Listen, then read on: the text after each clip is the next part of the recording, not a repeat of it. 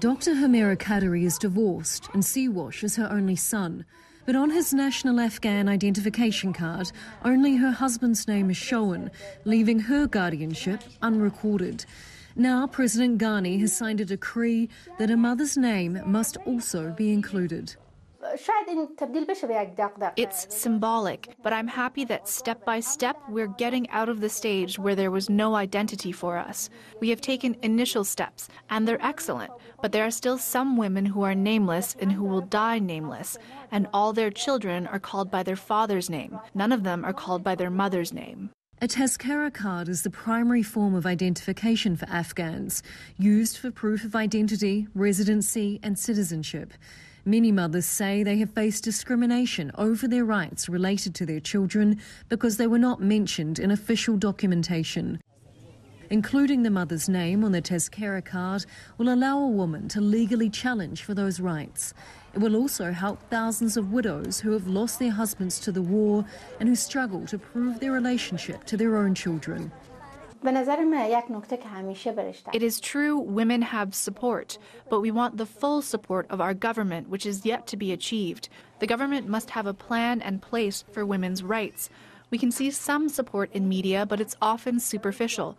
Maybe it will take time, but the government must bring equality in the system. Ghani's decree is a bold move in a country where saying a woman's name in public is often considered dishonourable and taboo.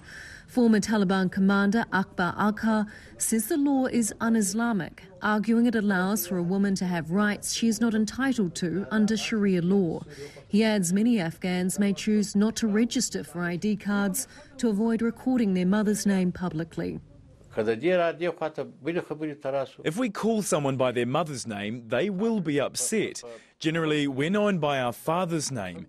In foreign countries where they don't know who the father is, they call a child by the mother's name because there's a lot of illegal sex. The law is being introduced as the Taliban and an Afghan delegation are debating the future of Afghanistan, including women's rights, during peace talks in the capital of Qatar, Doha. So while Afghan women may have won this round for recognition, many say the fight is far from over. Charlotte Bellis, Al Jazeera. Sheke Karakel is a member of Afghanistan's national parliament, and she's welcomed the decree as a sign of progress in the fight for women's rights.